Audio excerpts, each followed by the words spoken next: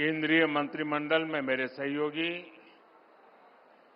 अन्नपूर्णा देवी, सावित्री ठाकुर, रवनीत सिंह, हर्ष मल्होत्रा,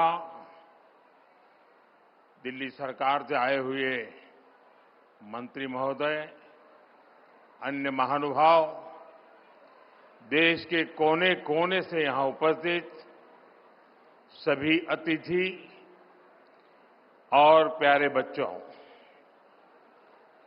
आज देश वीर बाल दिवस मना रहा है। अभी वंदे मातरम की इतनी सुंदर प्रस्तुति हुई है।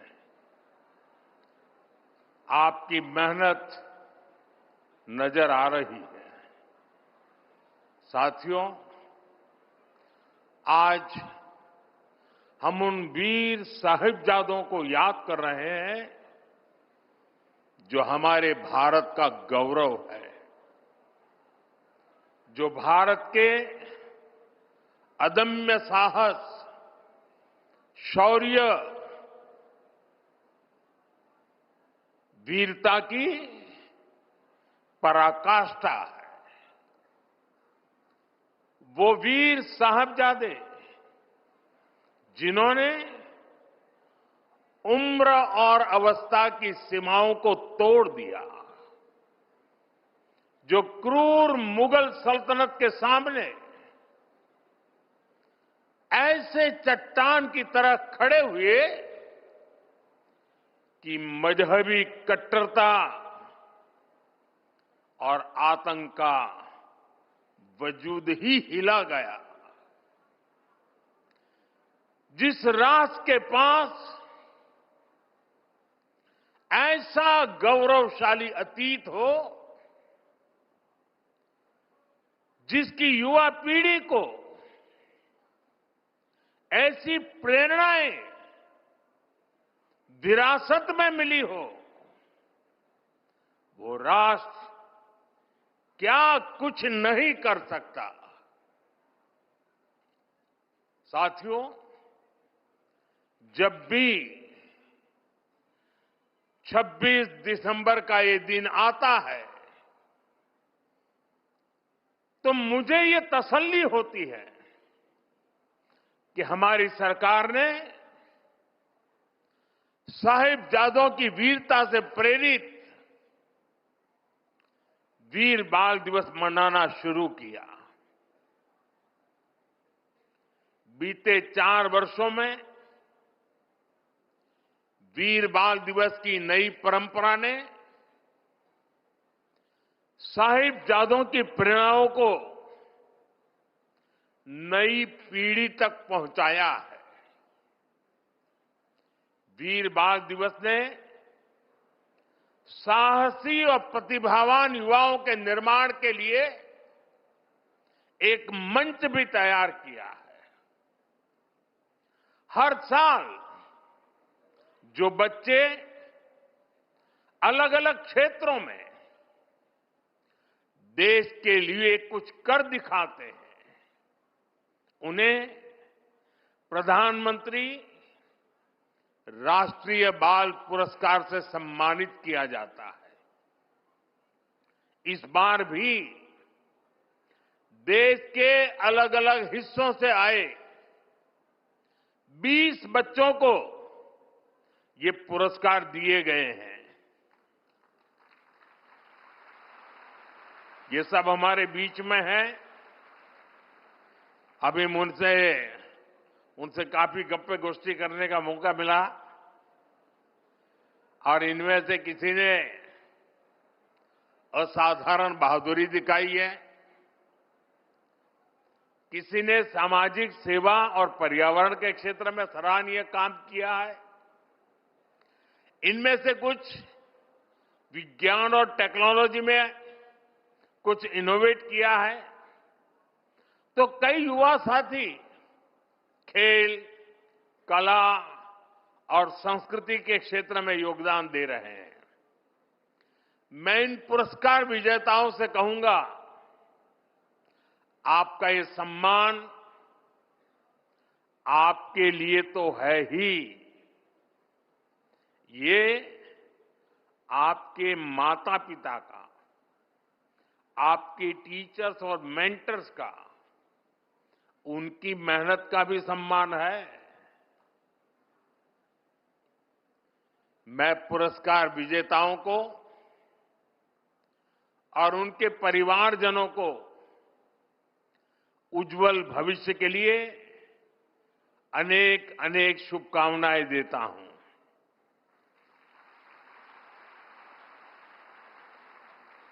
साथियों, वीर बाल दिवस का ये दिन भावना और श्रद्धा से भरा दिन है। साहिबजादा अजीत सिंह जी, साहिबजादा जुझार सिंह जी, साहिबजादा जोरावर सिंह जी और साहिबजादा फतेह सिंह जी छोटी सी उम्र में इन्हें उस समय की सबसे बड़ी सत्ता से टकराना पड़ा। वो लड़ाई भारत के मूल विचारों और मजहबी कट्टरता के बीच थी। वो लड़ाई सत्य बनाम असत्य की थी। उस लड़ाई के एक और दशम गुरु श्री गुरु गोविंद सिंह जी थे। दूसरी ओर क्रूर औरंगजेब की हुकूमत थी। हमारे साहिबजादे उस समय उम्र में छोटे ही थे, लेकिन औरंगजेब को, उसकी क्रूरता को इससे कोई फर्क नहीं पड़ता। वो जानता था उसे अगर भारत के लोगों को डराकर उनका धर्मांतरण कराना है तो इसके लिए उसे हिंदुस्तानियों का मनोबल तोड़ना होगा, और इसलिए उसने साहिबजादों को निशाना बनाया। लेकिन साथियों, औरंगजेब और उसके सिपह सालार भूल गए थे हमारे गुरु कोई साधारण मनुष्य नहीं थे। वो तप त्याग का साक्षात अवतार थे। वीर साहिबजादों को वही विरासत उनसे मिली थी। इसीलिए भले ही पूरी मुगलिया बादशाहत पीछे लग गई, लेकिन वे वो चारों में से एक भी साहिबजादे को डिगा नहीं पाए। साहिबजादा अजीत सिंह जी के शब्द आज भी उनके हौसले की कहानी कहते हैं। नाम का अजीत हूं,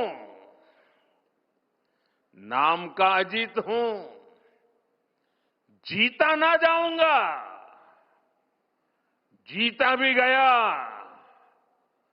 तो जीता ना आऊंगा।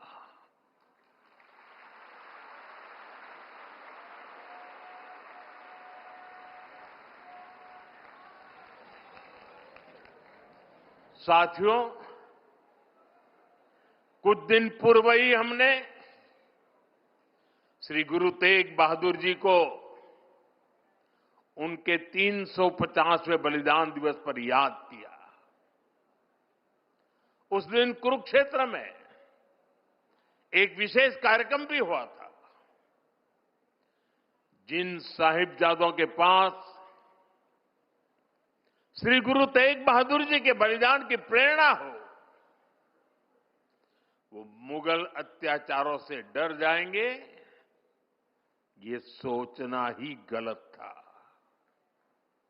साथियों, माता गुजरी, श्री गुरु गोविंद सिंह जी और चारों साहिबजादों की वीरता और आदर्श आज भी हर भारतीय को ताकत देते हैं, हमारे लिए प्रेरणा है।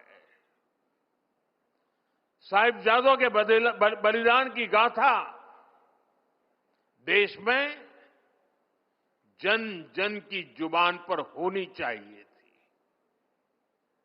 लेकिन दुर्भाग्य से आजादी के बाद भी देश में गुलामी की मानसिकता हावी रही। जिस गुलामी की मानसिकता का बीज अंग्रेज राजनेता मैकाले ने 1835 में बोया था, उस मानसिकता से देश को आजादी के बाद भी मुक्त नहीं होने दिया गया। इसलिए आजादी के बाद भी देश में दशकों तक ऐसी सच्चाइयों को दबाने की कोशिश की गई। लेकिन साथियों, अब भारत ने तय किया है कि गुलामी की मानसिकता से मुक्ति पानी ही होगी। अब हम भारतीयों के बलिदान, हमारे शौर्य की स्मृतियां दबेगी नहीं।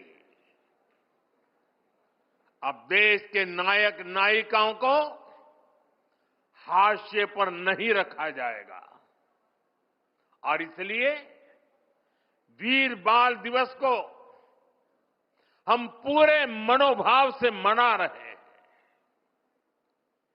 और हम इतने पर ही नहीं रुके हैं। मैकाले ने जो साजिश रची थी साल 2035 में, उसके 200 साल अब थोड़ी समय में हो जाएंगे। इसमें अभी 10 साल का समय बाकी है।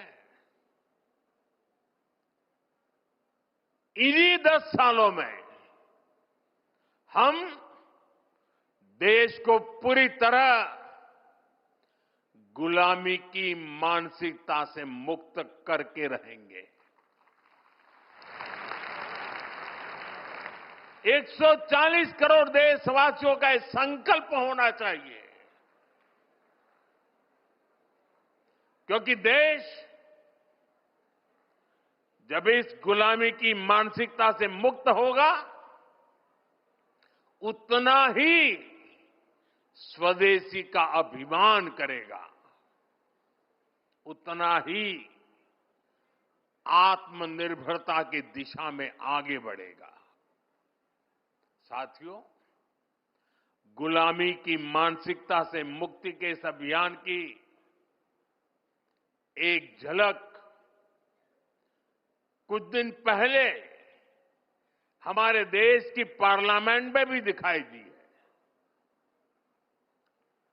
अभी संसद के शीतकालीन सत्र में सांसदों ने हिंदी और अंग्रेजी के अलावा दूसरी भारतीय भाषाओं में लगभग 160 भाषण दिए। करीब 50 भाषण तमिल में हुए, 40 से ज्यादा भाषण मराठी में हुए, करीब 25 भाषण बांग्ला में हुए। दुनिया की किसी भी संसद में ऐसा दृश्य मुश्किल है। ये हम सब के लिए गौरव की बात है। भारत की इस लैंग्वेज डायवर्सिटी को भी मैकाले ने कुचलने का प्रयास किया था। अब गुलामी की मानसिकता से मुक्त होते हमारे देश में भाषाई विविधता हमारी ताकत बन रही है। साथियों, यहां मेरा युवा भारत संगठन से जुड़े इतने सारे युवा यहां उपस्थित हैं। एक तरह से आप सभी जैन जी हैं।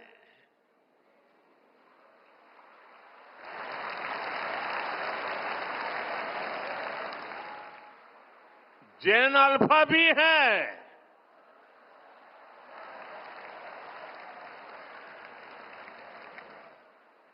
आपकी जनरेशन ही भारत को विकसित भारत के लक्ष्य तक ले जाएगी।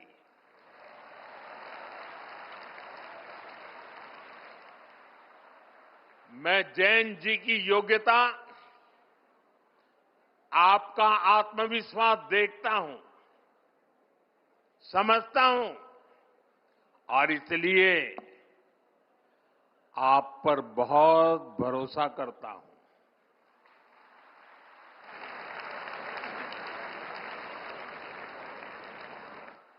हमारे यहां कहा गया है, बालादपि ग्रहीतव्यम युक्त मुक्तम मनीषी भी, अर्थात अगर छोटा बच्चा भी कोई बुद्धिमानी की बात करे तो उसे ग्रहण करना चाहिए।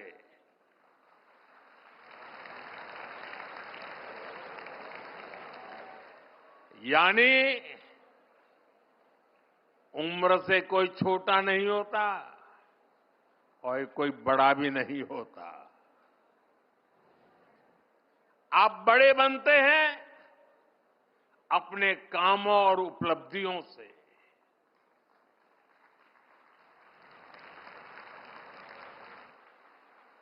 आप कम उम्र में भी ऐसे काम कर सकते हैं कि बाकी लोग आपसे प्रेरणा लें। आपने करके दिखाया है, लेकिन इन उपलब्धियों को अभी केवल एक शुरुआत के तौर पर देखना है। अभी आपको बहुत आगे बढ़ना है। अभी सपनों को आसमान तक लेकर जाना है। और आप भाग्यशाली हैं। आप जिस पीढ़ी में जन्मे हैं, आपकी प्रतिभा के साथ देश मजबूती से खड़ा है।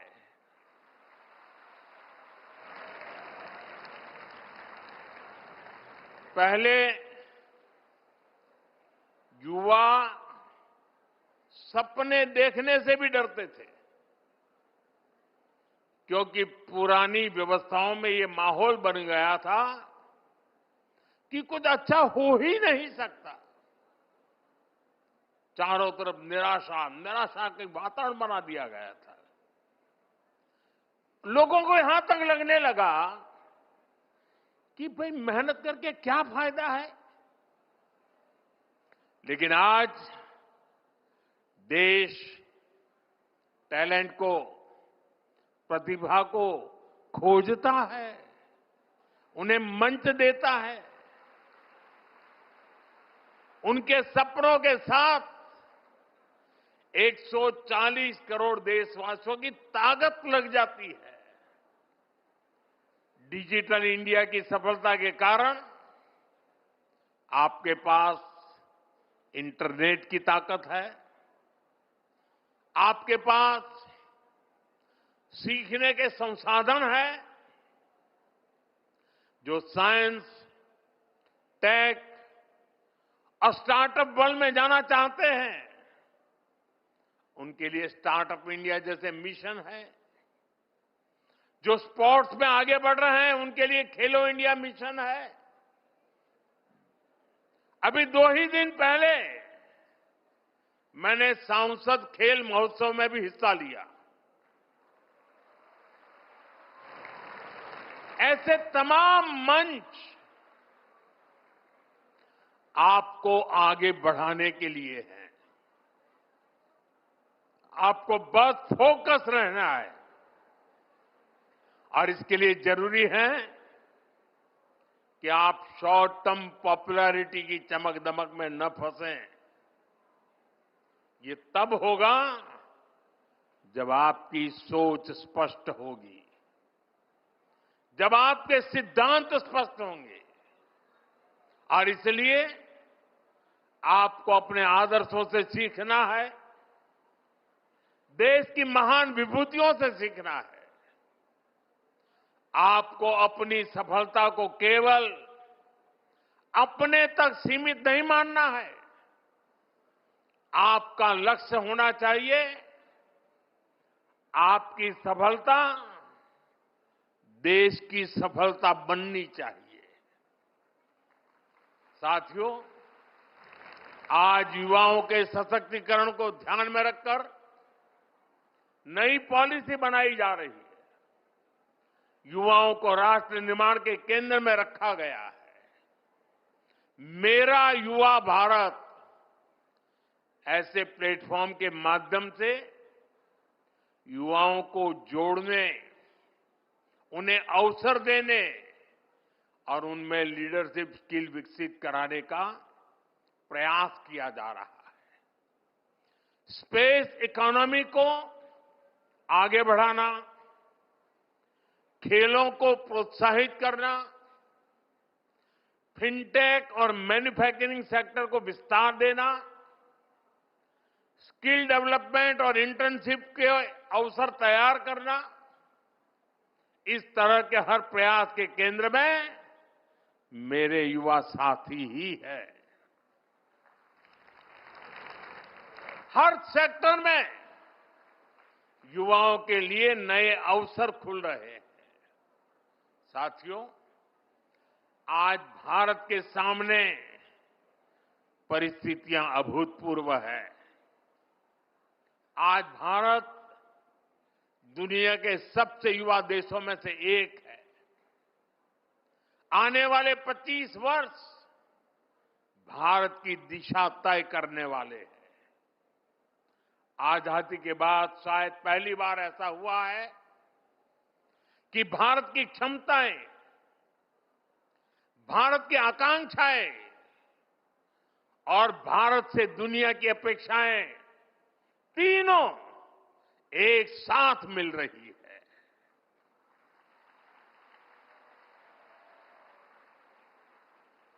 आज का युवा ऐसे समय में बड़ा हो रहा है जब अवसर पहले से कहीं ज्यादा है। हम भारत के युवाओं की प्रतिभा, आत्मविश्वास और नेतृत्व क्षमता को बेहतर मौके देने के लिए प्रतिबद्ध है। मेरे युवा साथियों, विकसित भारत की मजबूत नींव के लिए भारत की एजुकेशन पॉलिसी में भी अहम रिफॉर्म्स किए गए हैं। नई राष्ट्रीय शिक्षा नीति का फोकस 21वीं सदी में लर्निंग के नए तौर तरीकों पर है। आज फोकस प्रैक्टिकल लर्निंग पर है। बच्चों में रटने के बजाय सोचने की आदत विकसित हो, उनमें सवाल पूछने का साहस और समाधान खोजने की क्षमता आए। पहली बार इस दिशा में सार्थक प्रयास हो रहे हैं। Multi disciplinary studies, skill based learning, sports को बढ़ावा और टेक्नोलॉजी का उपयोग, इनसे स्टूडेंट्स को बहुत मदद मिल रही है। आज देश भर में अटल टिंकरिंग लैब में लाखों बच्चे इनोवेशन और रिसर्च से जुड़ रहे हैं। स्कूलों में ही बच्चे रोबोटिक्स, एआई, सस्टेनेबिलिटी और डिजाइन थिंकिंग से परिचित हो रहे हैं।